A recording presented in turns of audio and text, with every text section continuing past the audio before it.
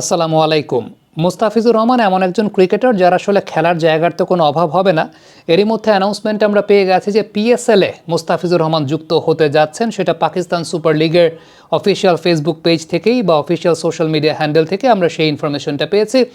এখন প্রশ্নটা চলে আসতে পারে, মুস্তাফিজুর রহমান যদি পিএসএল জয়েন করেন বা পিএসএল খেলবেন তো অবশ্যই ইনশাল্লাহ, তাহলে কোন ফ্র্যাঞ্চাইজির হয়ে খেলবেন, কোন ফ্র্যাঞ্চাইজি তাকে পেতে চাইবে কিংবা কোন ফ্র্যাঞ্চাইজি তাকে নিতে চাইবে। যতদূর শুনতে পেরেছি 2-3টা ফ্র্যাঞ্চাইজি অলরেডি তার সঙ্গে যোগাযোগ করেছে, সেটা এখনও ডিসকাশন পর্যায়ে চলছে। যতক্ষণ পর্যন্ত এই ভিডিওটা আমি করছি ততক্ষণ পর্যন্ত আমি জানি না ভিডিওটা অন এয়ার হলে সেটা ডিক্লেয়ার হয়ে যেতে পারে কিনা, তবে আমার কাছে যে 2টা ফ্র্যাঞ্চাইজি এক্ষেত্রে সবচাইতে বেশি এগিয়ে থাকবে বলে মনে হয়, আই মাইট বি রং।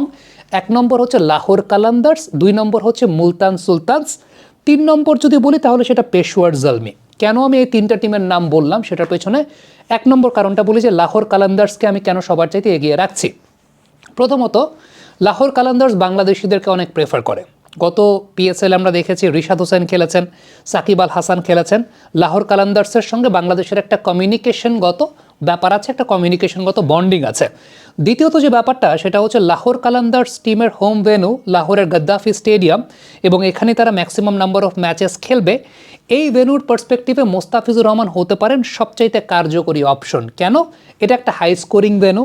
এই ভেন্যুতে শেষ 5 ওভারেই মূলত খেলা ডিসাইডার হয়ে যায়। ম্যাক্সিমাম নাম্বার অফ ম্যাচেস যদি আপনি লাহোরের গদ্দাফি স্টেডিয়ামে চিন্তা করেন, তাহলে শেষ 5 ওভারের সময়টাতেই আলটিমেটলি খেলার দৃশ্যপটটা পরিবর্তিত হয়, এবং শেষ 5 ওভার বা ডেথ ওভার্সের জন্য মোস্তাফিজুর রহমানের চাইতে বেটার অপশন তো পুরো বিশ্বব্যাপী আসলে নাই।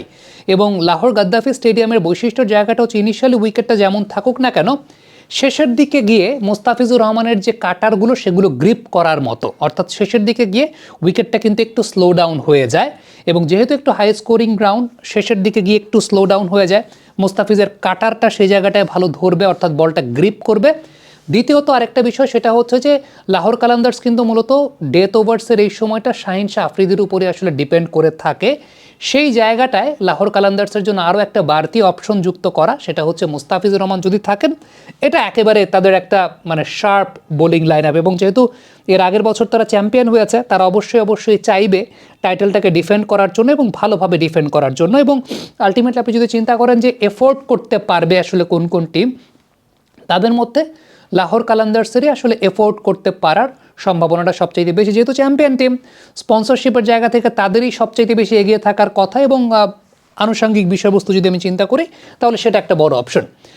2 নম্বর যে টিমটার কথা আমি বলবো সেটা হচ্ছে মুলতান সুলতান, কারণ মুলতান সুলতানটা আসলে পিসিবি অফিসিয়ালি তারা অ্যাকোয়ার করেছে, পাকিস্তান ক্রিকেট বোর্ড ডিরেক্ট নিয়ন্ত্রণ করে মুলতান সুলতানসকে। সো মুস্তাফিজুর রহমান আইপিএলে বাংলাদেশি টাকায় 12 কোটি টাকার মতো, ইন্ডিয়ান রুপিতে 9 কোটি 20 লক্ষ রুপির মতো হাই ডিমান্ডের ক্রিকেটার। সো মুস্তাফিজকে যদি কোনো দলকে নিতে হয় সেটা অবশ্যই বেশ ভালো প্রাইসে নিতে হবে। ইভেন পিএসএল যারা খেলছেন তাদের মধ্যে একদম টপ সারির যে প্রাইসটা আছে সেই প্রাইসের মধ্যে নিতে হবে। ওই জায়গাটাতে কতজন আসলে অ্যাফোর্ড করতে পারবে সেটাও একটা বিষয়। মুলতান সুলতান যেহেতু পাকিস্তান ক্রিকেট বোর্ডের টিম, সো এবং পাকিস্তান ক্রিকেট বোর্ডের অফিসিয়াল ওয়েবসাইট থেকে বা অফিসিয়াল সোশ্যাল মিডিয়া হ্যান্ডেলস থেকে আমরা বিষয়টা দেখেছি, এটা একটা জায়গা হতে পারে। 3 নম্বর যে টিমটার কথা আমি বলছিলাম পেশোয়ার জলমি। পেশোয়ার জলমির বৈশিষ্ট্যের জায়গাটা হচ্ছে তার ওভারসিজ ফাস্ট বোলারদেরকে অনেক বেশি মাত্রায় কদর করে। পেশোয়ার জলমিতে ওভারসিজ ফাস্ট বোলাররা অনেক বেশি মাত্রায় কদর পেয়েছেন। ডেল স্টেইনকে আমরা খেলতে দেখেছি পেশোয়ার জলমিতে, ক্রিস জর্ডানকে আমরা পেশোয়ার জলমিতে খেলতে দেখেছি। এবং আপনি যদি চিন্তা করেন ওয়াহাব রিয়াজ দীর্ঘদিন এই দলটাতে লিড করেছেন, তারা পেস বোলারদেরকে মূল্যায়ন করে অনেক বেশি। ইসলামাবাদের কথা আমি বলতাম, ইসলামাবাদ আসলে মূলত বোলিং ডমিনেটেড টিম, বা বোলিংটাকে তারা অনেক বেশি মাত্রায় গুরুত্ব দেয়, সেটাও হতে পারে। ইসলামাবাদ টিমটা সত্যিকার অর্থে পিএসএল যতগুলো টিম আছে, ইসলামাবাদ সবচেয়ে বেশি বোলারদের উপর ডিপেন্ড করে। বোলাররা ইসলামাবাদ টিমটার কি ফিচার থাকেন, থাকে না যে একটা ফ্র্যাঞ্চাইজি টিমের আসলে ম্যাক্সিমাম নাম্বার অফ টাইমস আমরা দেখি যে কি ফিচার ব্যাটসম্যানরা থাকেন, ইসলামাবাদ ইউনাইটেডের কি ফিচারটা আসলে পেস বোলাররা থাকেন বিশেষ করে।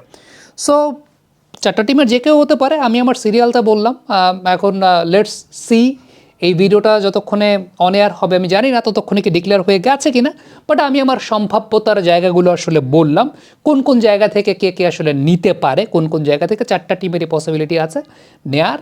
লেটস সি এর বাইরে কেউ নেয় কিনা বা হয় কিনা বা এই সিরিয়ালটা এদিক ওদিক হয় কিনা, let's see, let's hope for the best. এবং অবশ্যই will cheer for Mustafizur Rahman. Comment বক্সে আপনাদের মন্তব্য, মতামত, মূল্যায়ন সব কিছুই জানতে চাই, লিখে পাঠাবেন মোস্তাফিজুর রহমানের ব্যাপারে আপনারা কে কী মনে করছেন।